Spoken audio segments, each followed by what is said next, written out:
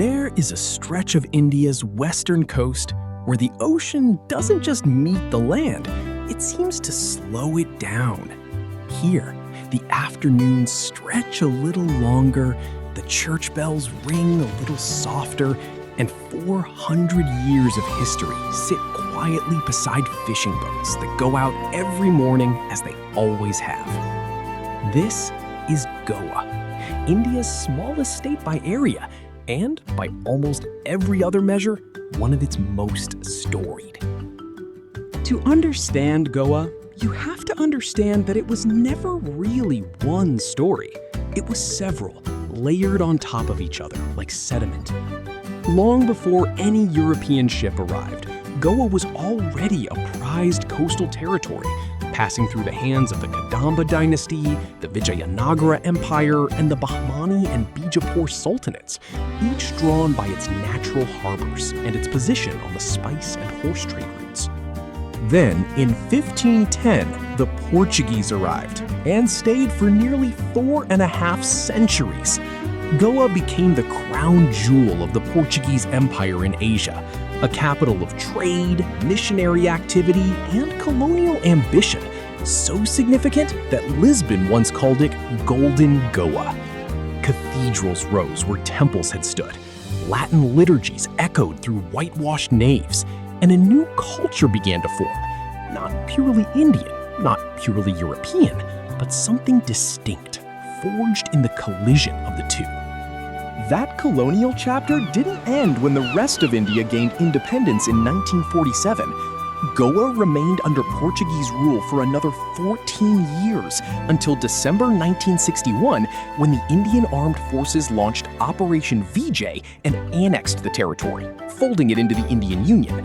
Goa became a full-fledged state only in 1987. That history is why Goa feels different the moment you arrive.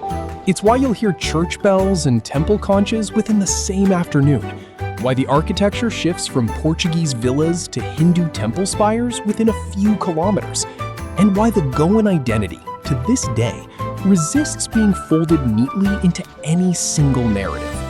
A short drive from the modern capital of Panaji lies Old Goa, once the administrative heart of Portuguese India, now a UNESCO World Heritage Site.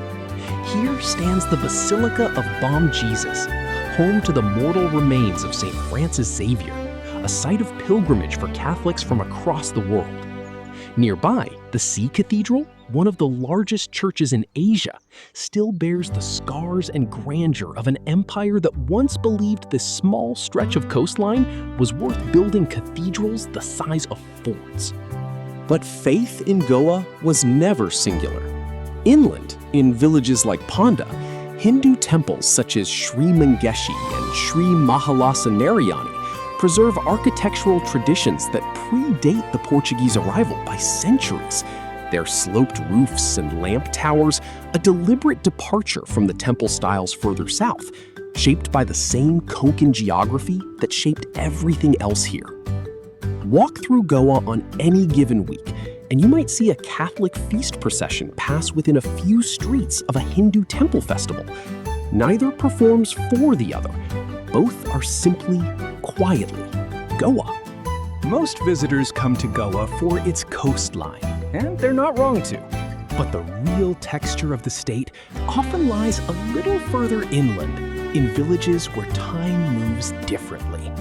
In places like Divar Island, reachable only by ferry, narrow roads wind past churches, mango orchards, and homes with sloping tiled roofs designed for the monsoon's fury. In the Fountain Heights quarter of Panaji, Goa's oldest Latin residential neighborhood, houses in ochre, blue, and green line streets so narrow that balconies from opposite sides seem to lean in to gossip. Goan homes themselves tell a story.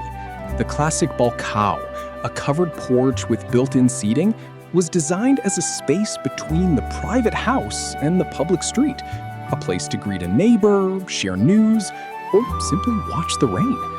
It's a small architectural detail, but it says something large about Goan life.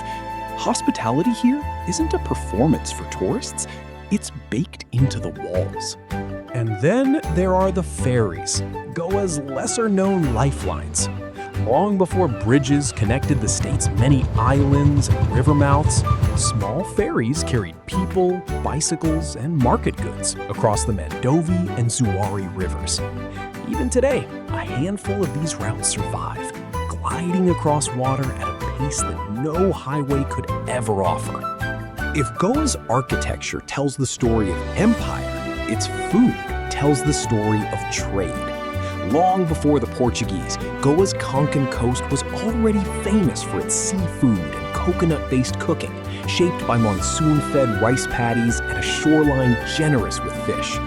But it was the Portuguese who brought something that would permanently alter the flavor of the region: the chili pepper, carried across the ocean from the Americas via Portuguese trade routes, along with the potato, the tomato, and the cashew tree, now so associated with Goa that its liquor feni is distilled from cashew fruit found virtually nowhere else in India in such abundance. From this fusion came dishes now famous across the world. Vindalho, which Europeans would later know as vindaloo, began as a Portuguese dish of meat marinated in wine and garlic, transformed in Goa with the addition of local chilies and vinegar into something fierier and entirely its own. Shakuti, a complex curry built on roasted coconut and a long list of toasted spices, reflects an older, pre-colonial cooking tradition. And along the coast, in almost every home and beach shack alike, you'll find fish curry rice, a simple daily dish of kingfish or mackerel in a tangy coconut and kokum gravy, considered by many Goans to be the true taste of home. Sweets carry their own layered history, too.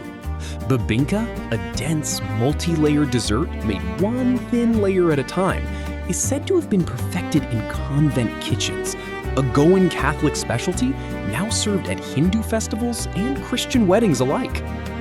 To eat in Goa is to taste the spice trade itself.